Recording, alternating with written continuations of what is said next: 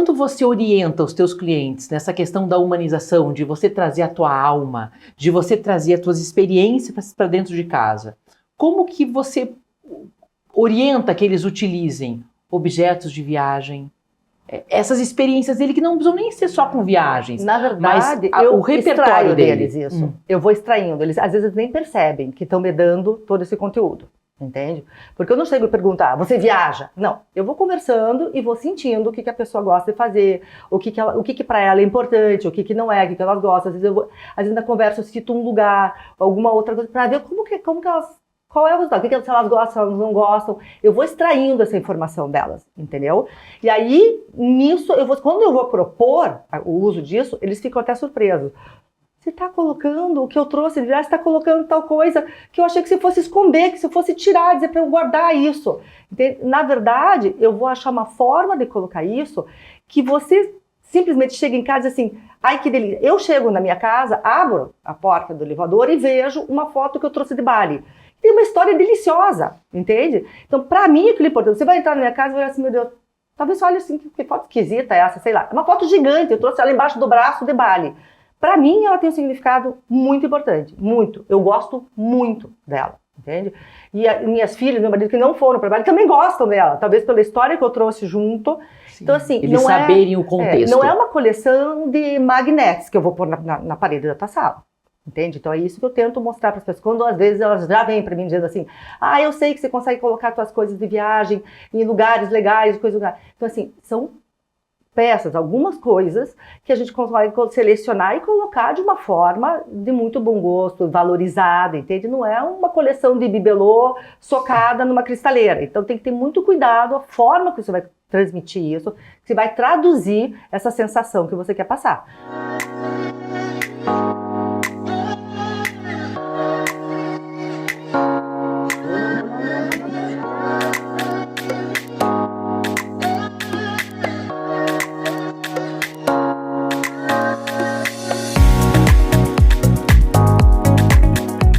O que você percebe que para o cliente, a hora que ele entra numa empresa, é mais importante? Essa pergunta está muito vinculada ao que a gente estava comentando. Dessa experiência, do se sentir único, de mostrar algo relevante para o cliente, uma abordagem sutil, silenciosa, mas ao mesmo tempo, né, você cuidar do cliente, atenta, mas não ficar com aquelas ligações insistentes que às vezes, né, alguns fornecedores... O bom senso, eu acho que prestar atenção e respeitar o que o cliente, a opinião, né, do cliente, e com os escritórios de arquitetura, a gente, né, eu tenho fornecedores no meu escritório que me acompanham, graças a Deus, há muitos anos, assim, então a gente até brinca com os fornecedores, o time que está ganhando não se mexe muito, né, porque são pessoas que, além de ter essa conexão pessoal com os fornecedores, eu vejo que existem dono de loja que às vezes está varrendo o chão na obra e está ali e indo, então assim... E você sabe que você pode contar o que eu acho, assim, mais importante de tudo para o fornecedor ser do nosso escritório, o que é mais importante para mim e para ele é o nosso cliente feliz.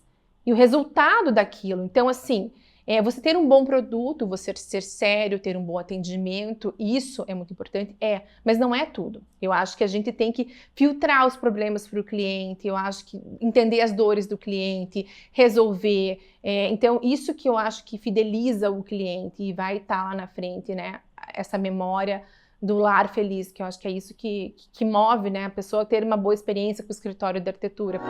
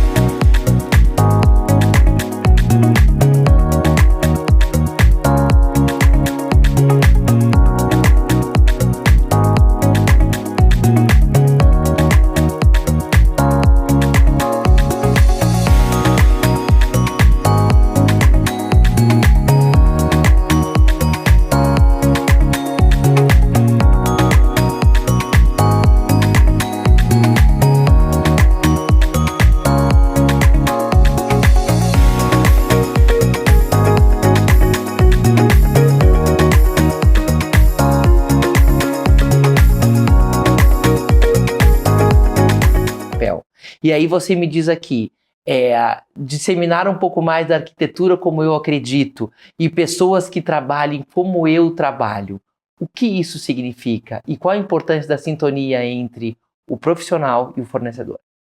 É fundamental, né? Não tem essa parte, nós não fazemos nada sozinhos, né? E isso a gente sempre explica para o cliente. Enquanto está no processo de criação do projeto, sim, é o escritório, a minha equipe, sou eu coordenando ali tudo e responsável por tudo que a gente coloca em pé, né? Que é a casa, a reforma, defender aquelas ideias e justificar. Então, enquanto está nesse contexto, é 100% eu, o escritório, a equipe, né? Somos 100% responsáveis pelo que a gente está entregando para o cliente, pelo que ele contratou, que é algo completamente abstrato, né? Eu sempre faço esse exercício de me colocar no papel. Se eu não fosse arquiteto e fosse contratar um profissional, né, de arquitetura, né? Como que eu viria tudo isso? Porque realmente é muito difícil, né? Você entregar o teu sonho, às vezes a tua vida, tudo que você conquistou com o teu trabalho, com a tua família, com o teu marido, enfim, né? Acaba sendo a tua maior expectativa, né? A tua maior expectativa, né? Então, porque uma viagem é uma viagem, você vai fazer outra, se não der certo, né? Enfim, tem o lado bom de tudo, mas às vezes uma casa, como essa que você citou, né? Que a gente entregou agora recentemente, de 1.000 metros quadrados, são anos de projeto e construção, como são anos de sonho do cliente para chegar nisso, né? Então, a gente sabe do tamanho dessa responsabilidade e aí esse filtro de fornecedor realmente é muito afunilado.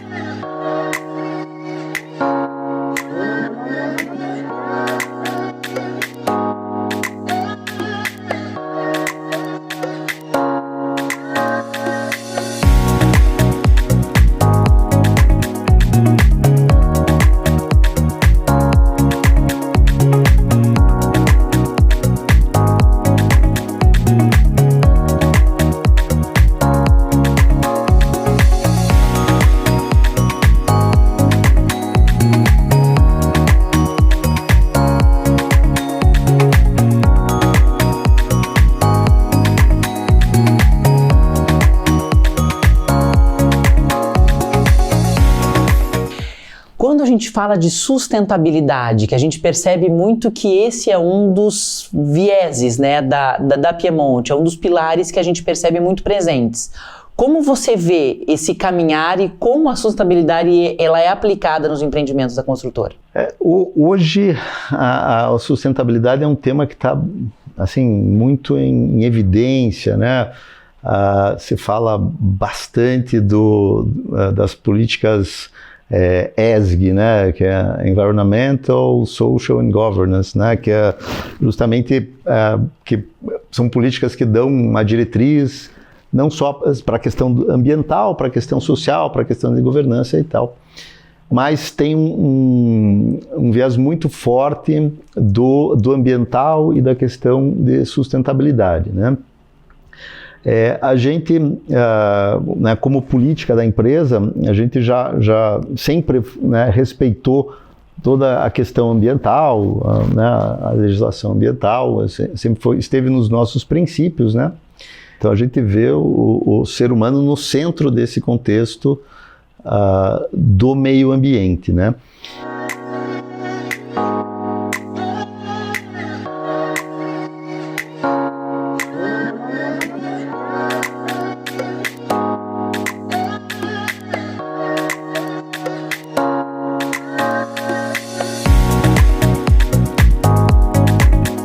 Que você traria para pessoas que precisam desse planejamento sucessório? É bem legal falar sobre... Eu acho que eu vou utilizar a própria denominação do trabalho, né? Planejamento. Planejar é diferente de apagar incêndio. Planejar é diferente de você solucionar um problema. Planejar é você evitar que o problema aconteça. Então já aconteceu de eu conversar com amigos, assim, tem empresas que são clientes nossos e que eu falei, olha, tá na hora de pensar num planejamento sucessório aqui, né? E aí o empresário falou, tá querendo me matar? Tá achando que eu vou morrer já? Eu falei assim, não, justamente o contrário. Eu quero que você viva muito tempo e sem estresse. Eu quero que você viva muito, por isso que é importante fazer um trabalho de planejamento.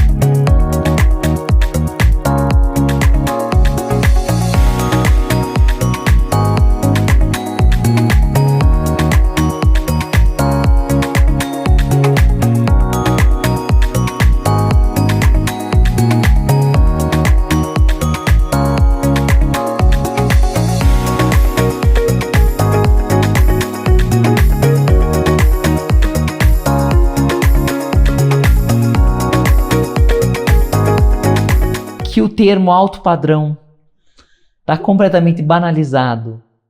Pois então, tudo é alto padrão hoje, tudo é alto padrão, tudo é alto padrão. Eu acho que do que eu vejo exatamente assim, poucas coisas são um estilo mais requintado e padrão mais elevado. Eu acho que está banalizado o modo de falar, o alto padrão. E daí isso fica perigoso, porque quem compra o produto, ele compra pensando numa coisa. Depois ele descobre que não é exatamente aquilo que ele comprou. E daí vem a bronca, né? Vem a conta para quem vendeu o alto padrão. Você tem que ser muito responsável quando você fala que está vendendo um alto padrão. Pelo menos eu sou assim. Tem que ser uma coisa boa. Não, o que é o alto padrão hoje? Não só naquela Porque é algo realmente muito subjetivo, né?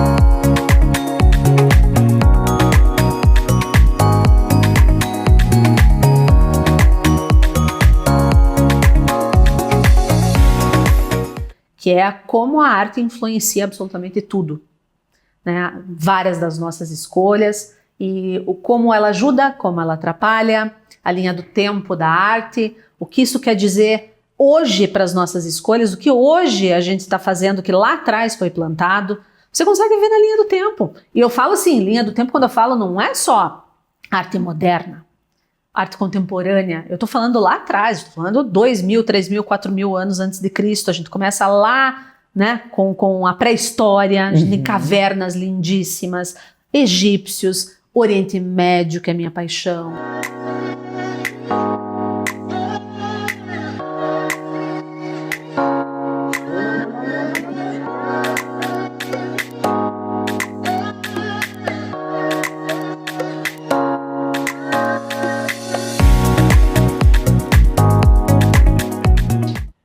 Como é a metodologia de vocês para conseguir captar essa essência? O que realmente ele precisa e que às vezes nem ele sabe? E isso é muito, muito bacana essa pergunta, porque é um briefing, né? É você entender muito bem, é fazer um briefing bem feito. E aí, Melissa, vai também um pouco da intuição, eu acredito muito na intuição. Então, quando eu estou conversando com o cliente, realmente eu vejo tudo nele. Eu percebo, pergunto a profissão, o que ele gosta de fazer, que tipo de esporte, se ele faz, se ele recebe, se ele não recebe, o que ele gostava de fazer quando era criança. Ainda eu brinco assim, não é uma terapia, mas é como se fosse. Eu preciso entender bem. E Cada às detalhe vezes, importa, né? Até aquele cliente que nem fala muito, eu consigo entender, entendeu? Eu consigo extrair. Entendeu? Mas é bacana, eu acho que isso é muitos anos, né? Então, assim, a gente também acaba tendo experiência.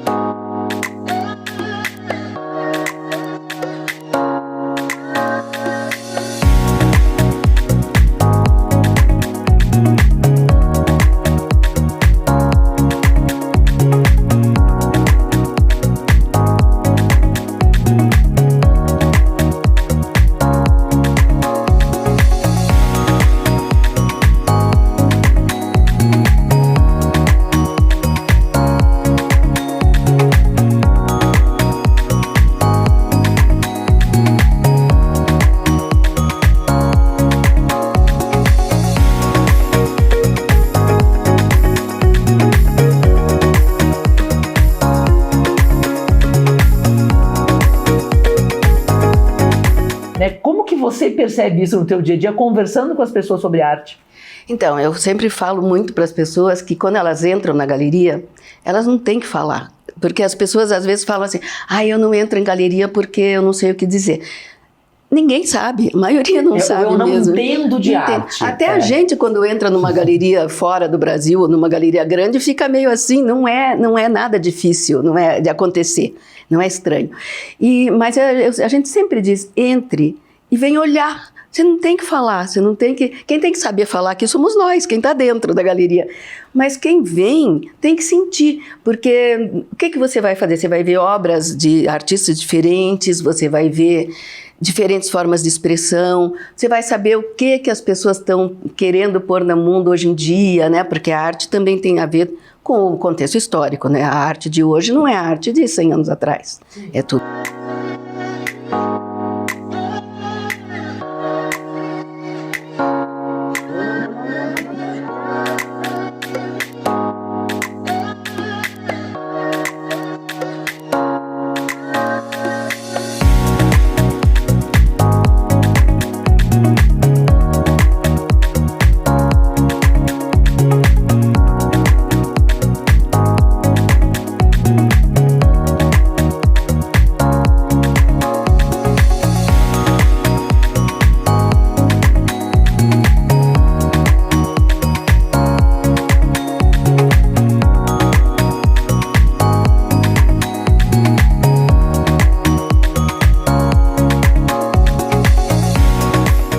Adoro esses desenhos que são essas coisas que saem assim bem inusitadas e eu fui guardando. A gente guardou tudo que era produzido, a gente guardava nas oficinas.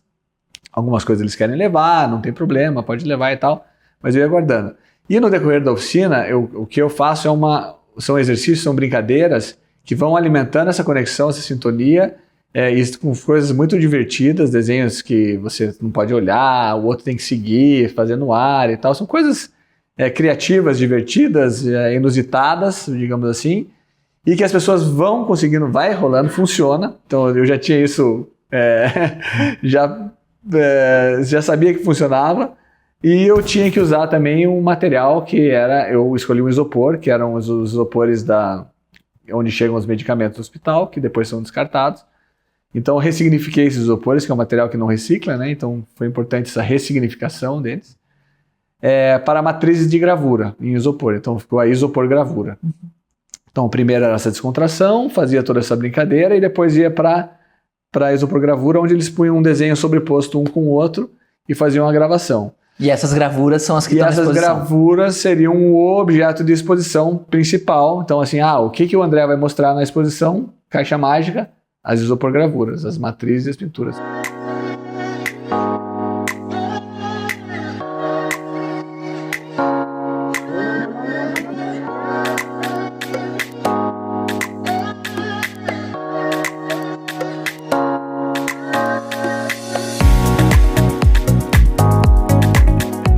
Os meus projetos não têm minha cara.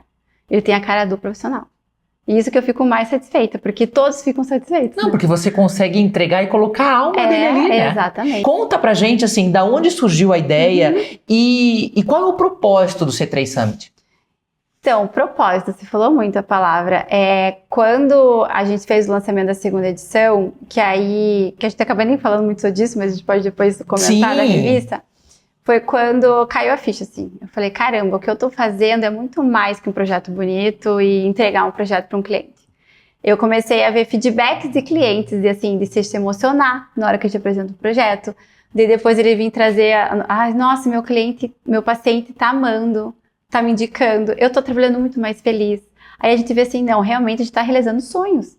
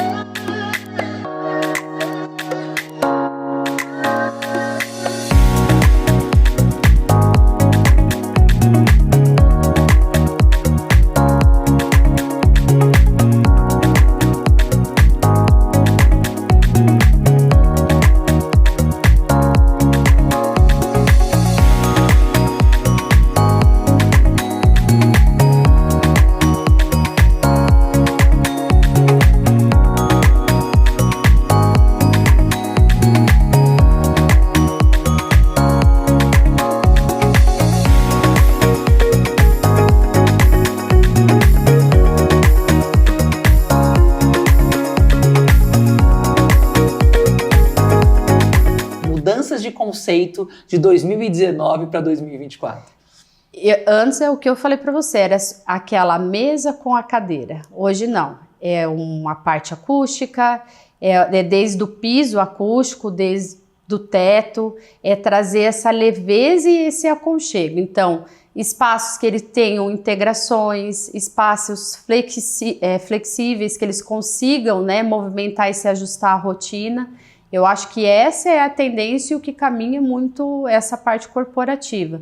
E olhando as fotos, enfim, agora a tendência da feira na Alemanha, o que mais se viu e o que se viu realmente lá é muito espaço de colaboração.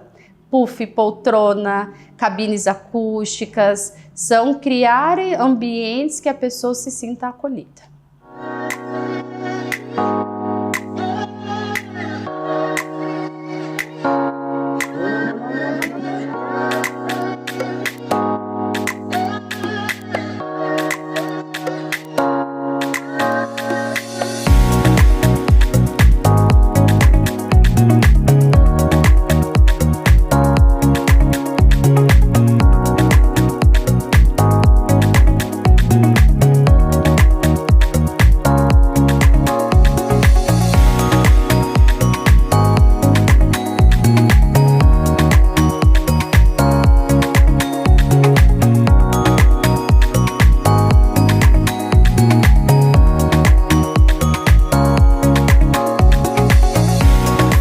E na nossa loja, eu digo que a gente, essa experiência direta com o arquiteto, com o profissional, com o cliente, consumidor final, ela nos traz respostas imediatas, né?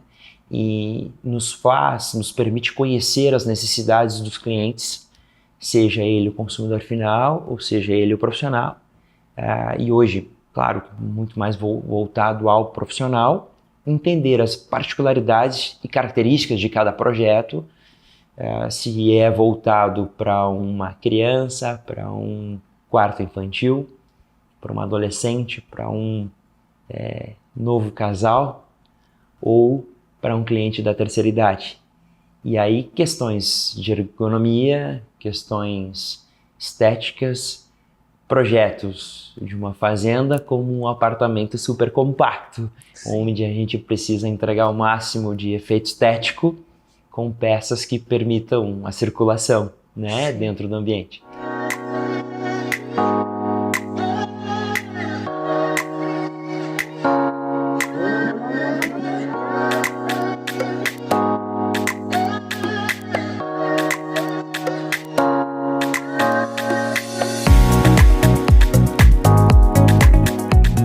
Carro boutique hoje, um dia foi um turístico. Então a gente tira um carro da composição, ele fica parado na oficina e a gente começa a trabalhar nele. Então assim, é um processo muito rápido, então eu preciso de agilidade e eu preciso que sejam parceiros que querem resolver.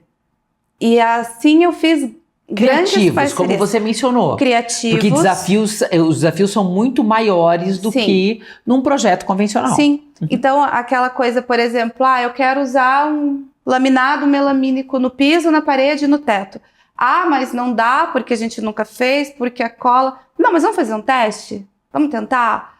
E foi assim que eu fiz grandes parceiros. Então, por exemplo, mas Lu, vou te mandar uma cola assim, uma cola assado. Você consegue grudar em algum lugar escondido, em algum outro vagão, pra gente ver qual que vai funcionar melhor? Consigo, não tem problema. Então, essa questão de perceber que sim, temos desafios, mas não são impossibilidades, é o que mais me faz ser parceira.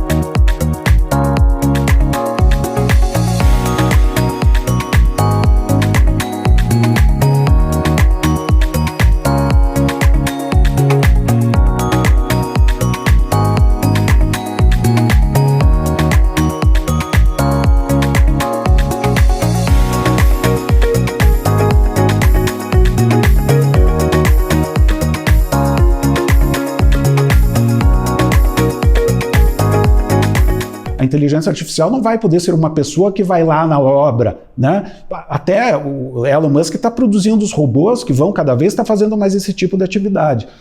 Mas vamos falar agora aí nos próximos 10 anos, eu acho que é isso. Você tem que estar muito centrado naquilo que é criação e naquilo que ainda precisa da tua presença física. A presença física vai fazer a diferença. Aquilo que a máquina não faz por você. E você vê que bacana, né? Porque a gente saiu daquilo, a gente era presença física total, né? Lembra as reuniões, é tudo pessoal e tal. Aí virou tudo virtual. Redes sociais, blá, blá, blá, blá. E agora, para valorizar o ser humano, vai voltar tudo a ser pessoal de novo.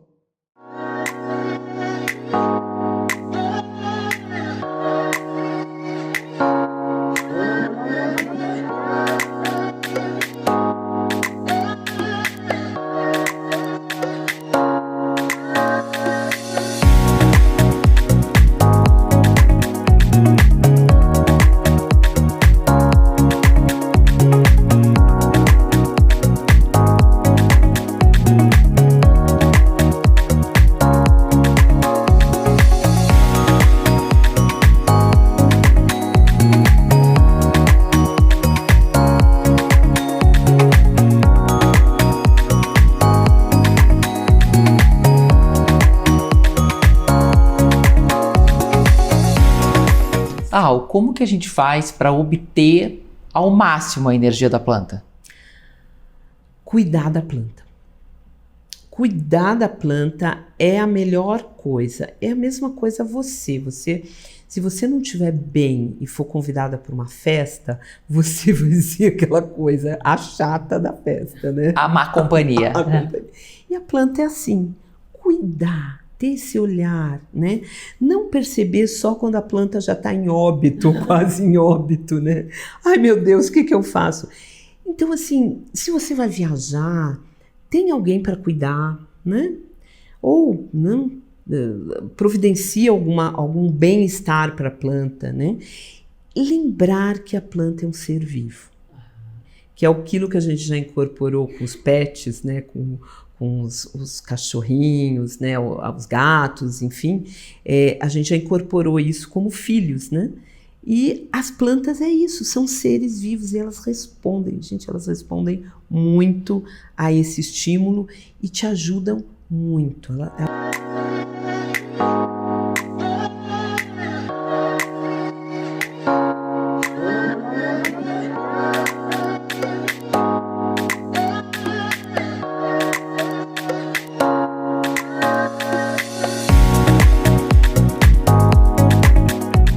Tem, como eu falei, os principais arquitetos, engenheiros e arquitetos, os engenheiros de piscina do mundo estão na França, boa parte deles dentro da DJO. Então a gente sempre, é um trabalho de corre atrás. Então eu imaginei isso aqui, dá para fazer? Talvez nesse momento não dê, mas ali na frente tem que dar, porque é algo que faz sentido. Que mostra um movimento de mercado. Exatamente. E tudo evolui, né? A gente não pode ficar parado. Se nós ficássemos parados, estaríamos fazendo piscina ainda com casa de máquinas e com pastilha, atrasando a experiência do cliente. Então a gente está muito, muito antenado a isso. Mas sendo mais objetivo, piscinas menores, tá? Piscinas que atendam a necessidade de cada família. Os terrenos têm diminuído. Então não adianta pensar que faremos só piscinas grandes. Não, aquela piscina, como que a gente faz uma piscina multifuncional menor, que atenda a necessidade daquela família? Então, mas o conceito de terrenos menores é algo que vem acontecendo.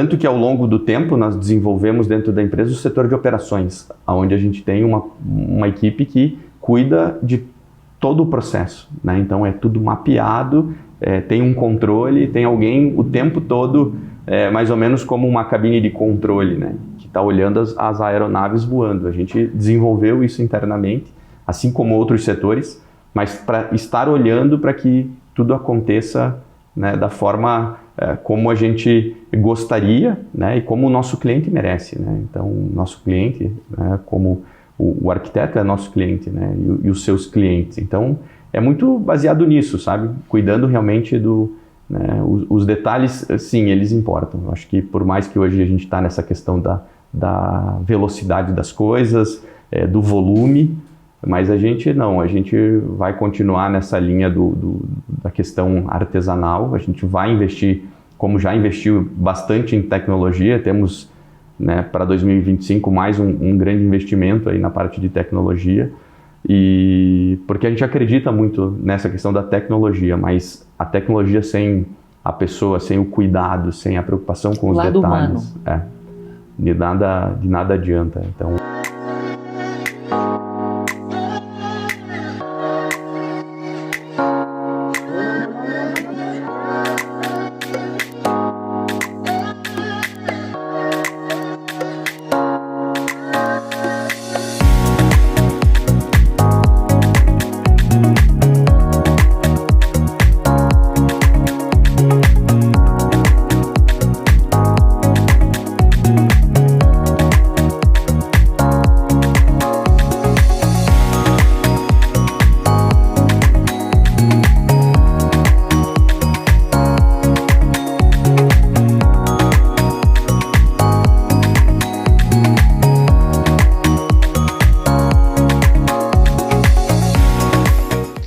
Porque envolve projetos de uma família, de morar numa casa melhor, de poder se aposentar de forma mais tranquila, né, de gerar uma renda para a família, às vezes de fazer a primeira viagem internacional para quem nunca fez, ou para uma grande empresa que quer desenvolver, ampliar. Eu tenho empresas que começaram há 16 anos atrás que toda a ampliação da empresa, toda a frota da empresa, hoje é feita através de consórcio, e ele não se preocupa com a taxa de juros.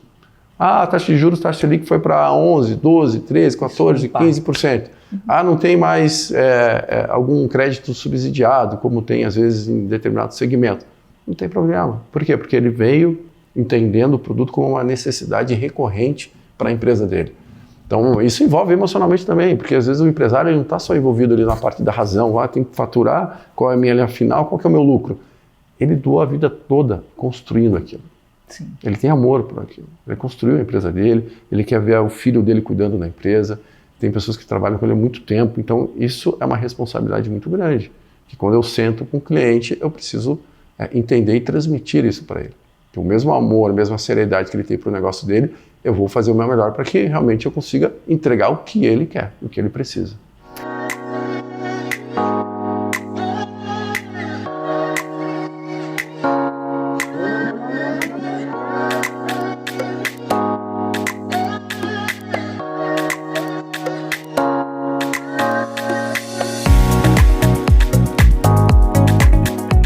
A gente precisa trazer a nossa vida para dentro desses espaços fechados, né? A gente passa 80%, 90% da nossa vida social acordados dentro de espaços fechados, né? Dentro do nosso trabalho ou, enfim, em estabelecimentos que a gente frequenta. E essa mudança exigiu uma mudança de cultura e de forma de entender não é nem o papel, né? Mas os formatos físicos das empresas. Foi uma mudança que você percebe que foi muito brusca, muito significativa. Continua sendo, né? Porque muitas empresas ainda têm receio de fazer essas transformações, né? Elas ainda acham que o escritório, às vezes, se ele tem uma mesa de ping-pong e um espaço de café, ele é inovador, ele é contemporâneo e ele está humanizado. E é muito mais a fundo do que isso, né? A gente mexe na cultura da empresa, como hierarquias, por exemplo, que uma vez, antes pandemia, a gente tinha salas de diretorias, salas de diretores fechados, gerentes dentro de cada salinha, e depois toda a equipe de trabalho num espaço menos priorizado. Hoje a gente tem gestores, e eu vejo isso na pele, porque os meus clientes já me procuram por isso, que estão querendo alinhar essas expectativas. Somos todos iguais, as cadeiras.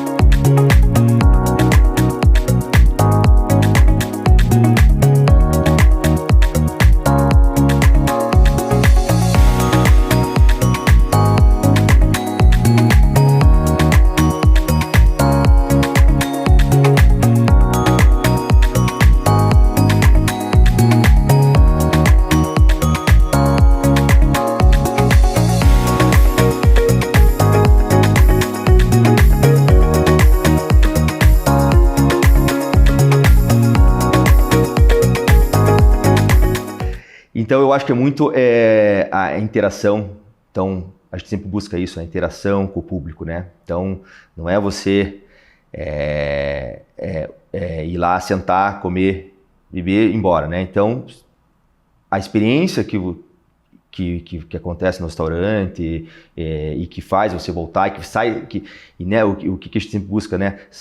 Você trabalha o dia, não sei o que lá, você quer sair, você quer ir como se fosse para outro lugar, assim, né? Então desconectar e estar ali presente, por mais que você está com o telefone ali, mas desconectar e estar nesse outro ambiente. Então a interação, a gente, né, eu acho que quanto mais interação a gente vai ter com as tecnologias que estão vindo, inteligência artificial, você falar com o espelho, você ter TVs, ter iPads, né? No Mahai agora a gente tem um robô lá, né, que atende você. A gente colocou no último, colocamos um robô, ele atende você, leva bandejinha, leva drink. Então, nossa, que maravilha! Bem bacana.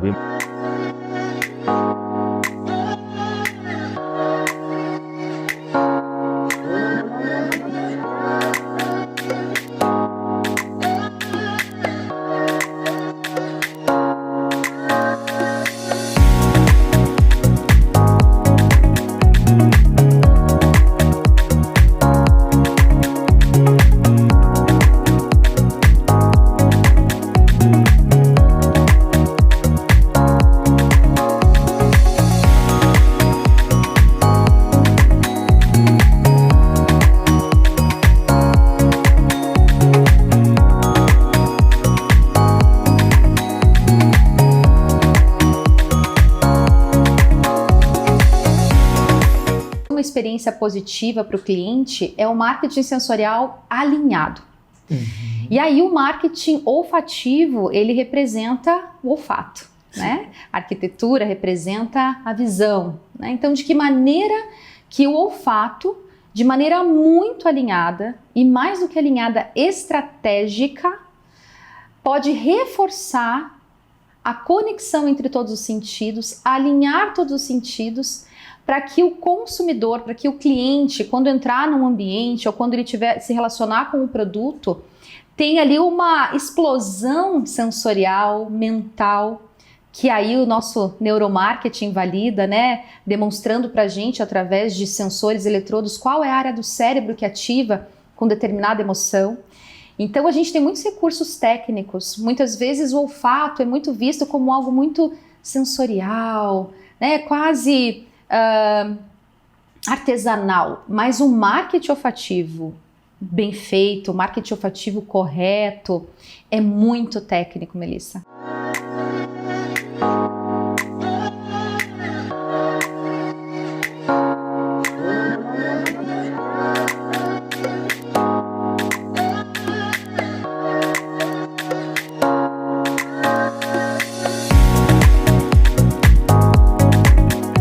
Então, assim, não, dentro até da curadoria das peças que eu faço, porque não é sobre você ter, assim, só ter peças, né? É sobre você ter algo diferente, inovador, que faça sentido dentro do movimento que o mercado está indo. Então hoje eu tenho muitos designers brasileiros que são maravilhosos e sensacionais. O Brasil é riquíssimo em arte e cultura. É algo assim que quanto mais eu me aprofundo, quanto mais eu busco, mais eu fico assim feliz e perplexa o quanto nós somos ricos aqui em arte e cultura, né? Desde a mão de obra deles realmente fazendo as peças aqui no Brasil, como usando os nossos próprios materiais também, né?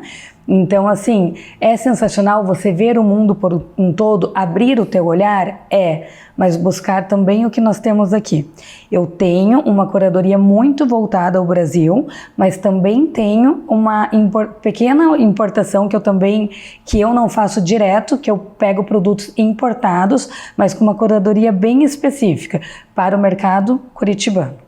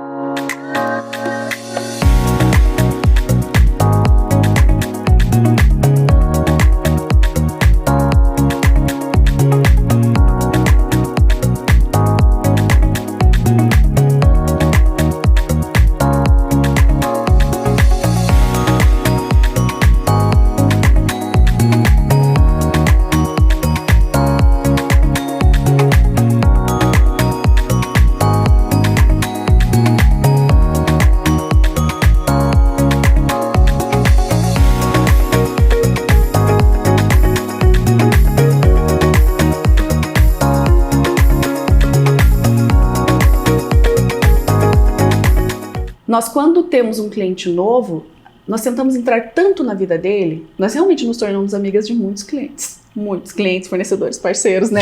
Todo mundo se torna nosso amigo, mas porque a nossa conexão vai muito além disso. Tenta enxergar a pessoa. E eu acho que dessa forma também você consegue extrair o que a pessoa tem de mais feliz, de mais alegre, porque nós vemos a arquitetura e nós vemos o nosso trabalho de uma forma leve e alegre. Quando eu faço orçamento para os clientes, antes mesmo de fechar, eu sempre falo assim, olha, toda obra dá problema, toda obra é BO. Eu falei, se você conhece alguém que fez uma reforma e falou, tudo certo, terminou no prazo, marceneiro deu boa, tem alguma coisa errada. Alguma coisa deu errado. E daí todo mundo dá risada e fala, realmente a obra dá ruim. E o que nós temos que fazer? Deixar isso mais leve. Sim. Desde o início. O processo de projeto é uma delícia. Sim. As pessoas adoram decoração, as pessoas adoram reformar. Todo mundo que chega fala, eu amo ver revista de decoração, eu amo ver site, o Pinterest. Se as pessoas amam, por que isso não pode ser leve? E por que isso não pode estar na casa dela de forma leve, de forma gostosa, sem imposição? Não é o nosso ego, não é a Ana e a Kátia, a estética Ana e Kátia. É saber ler a pessoa que está na tua frente, que te pede um lar.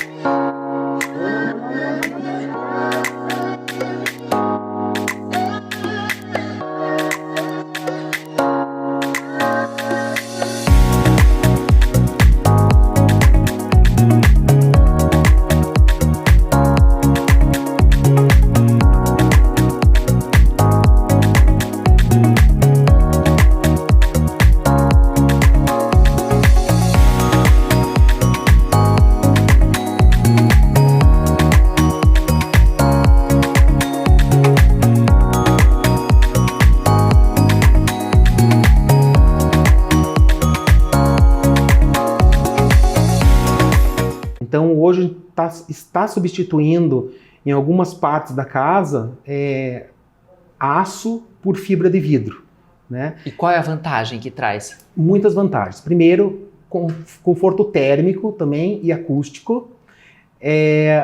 Uma quantidade de peso muito menor. Então assim, você gasta, é muito mais barato. O transporte do fibra de vidro, ele assim, se torna muito fácil, né? Por exemplo, hoje, para transportar aço, precisa de um caminhão, né? Hoje, com vergalhão de fibra de vidro, você consegue transportar numa Toro, numa caminhonetinha pequena.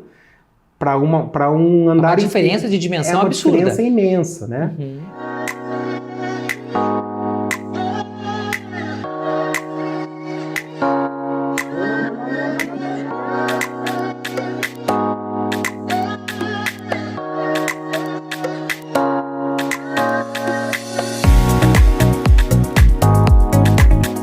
A gente sempre gosta de falar assim, o projeto que a gente está fazendo tem que ficar com a cara de quem vai usar. Não tem que ficar com a nossa cara. A gente está ali para ajudar, para conduzir da melhor forma possível. Mas tem que ter a cara do cliente, né? Não é a gente que vai usar o espaço. Então a gente sempre deixa isso bem claro. Gostou? É isso mesmo? Você vê aqui. Exato. E a gente percebe no cliente, fala assim, uma mexidinha no pescoço, uma piscada. Falei assim, ainda não, né? Então vamos buscar o resultado 100%.